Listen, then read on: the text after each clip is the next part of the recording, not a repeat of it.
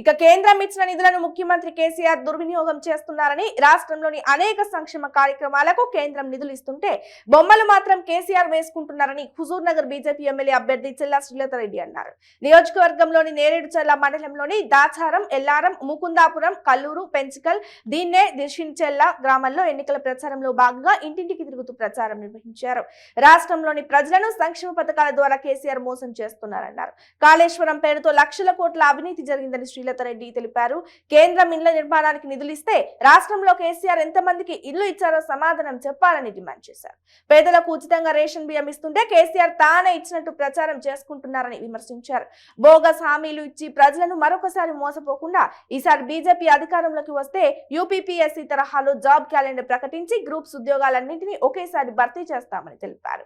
నిరుద్యోగులు ఆలోచించాలని, యువత ఓట్లను బీజేపీకే వేయాలని కోరారు. నియోజకవర్గంలో ఇప్పటి వరకు మహిళా అభ్యర్థి గెలవలేదని, ఒక ఆడబిడ్డగా మీ ముందుకు వస్తున్న తనను గెలిపించాలంటూ ఎమ్మెల్యే అభ్యర్థి కోరారు.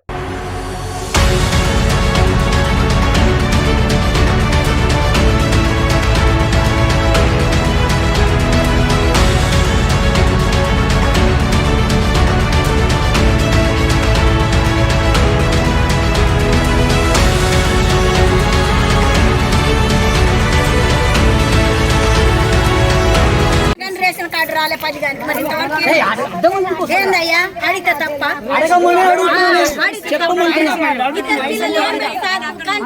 ఈసారి బీజేపీ మోడీకి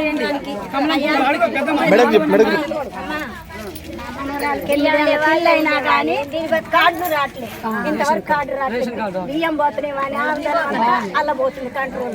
ఏదైనా స్కీమ్ కు పెట్టుకోవాలంటే కూడా రేషన్ కార్డు అడుగుతారు. ఎన్ని మాటలు పెట్టినా రావట్లేదు. ఎన్ని మాటలు పెట్టినా కానీ రావట్లేదు. అందుకనే బీఆర్ఎస్ ని బంద్ పెట్టాలి.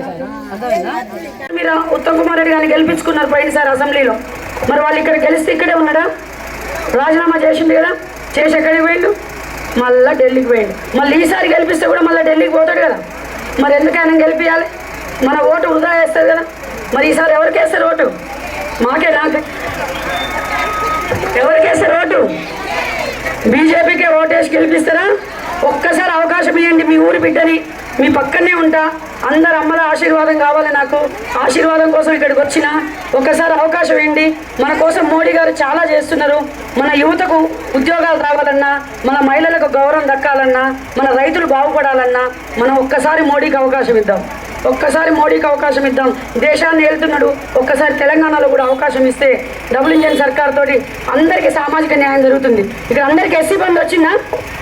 బీసీ బంద్ వచ్చిందా? మరి ఎటుపోయినాయి? బీఆర్ఎస్ కార్యకర్తలు ఎక్కువ రాసుకున్నారు, అవునా కదా? వాళ్ళకి తప్ప వేరే వాళ్ళకి ఎవరికి రాయలేదు పేర్లు కూడా.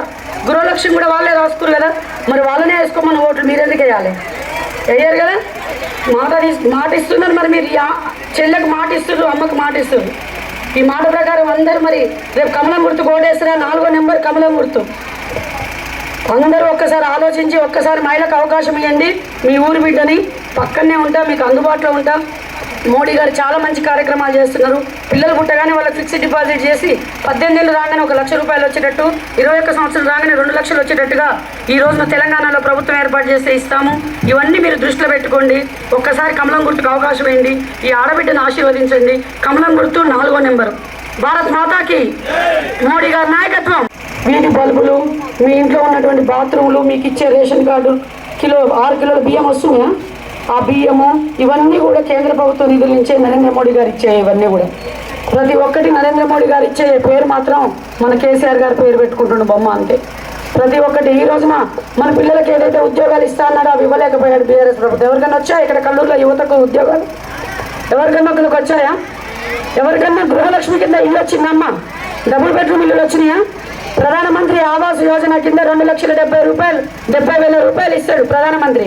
కానీ అది వద్దు మాకు, నేను డబుల్ బెడ్రూమ్ ఇల్లు కట్టిస్తాను, ఆ పైసలు అక్కడనే బ్యాంకులో ఉంచి ఈ డబుల్ బెడ్రూమ్ ఇల్లు కట్టిస్తాను, అవి కూడా ఇయ్యలే కదా. ఒక్కళ్ళు కూడా డబుల్ బెడ్రూమ్ ఇల్లు రాలే. కొత్త రేషన్ కార్డు వచ్చిందా ఎవరికన్నా?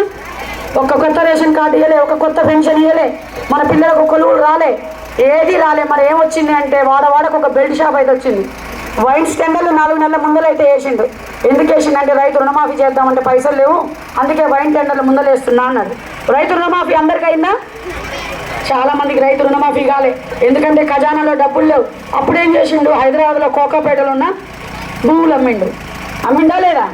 అవి అమ్మి కొద్దిమందికి అక్కడొకరికి ఇక్కడొకరికి రైతు రుణమాఫీ చేసిండు. కానీ మిగిలిన వాళ్ళకి వచ్చినాయా? రైతు రుణమాఫీ రాలేదు. ఎరువులు ఫ్రీగా ఇస్తా అన్నాడు, ఇచ్చిందా? ఇయ్యలేదు. మరి ఏం చేద్దామని ఇప్పుడు బీఆర్ఎస్కి ఓటేస్తారు చెప్పండి. మరి ఏం చేసిరని వేస్తారా? వెయ్యరు.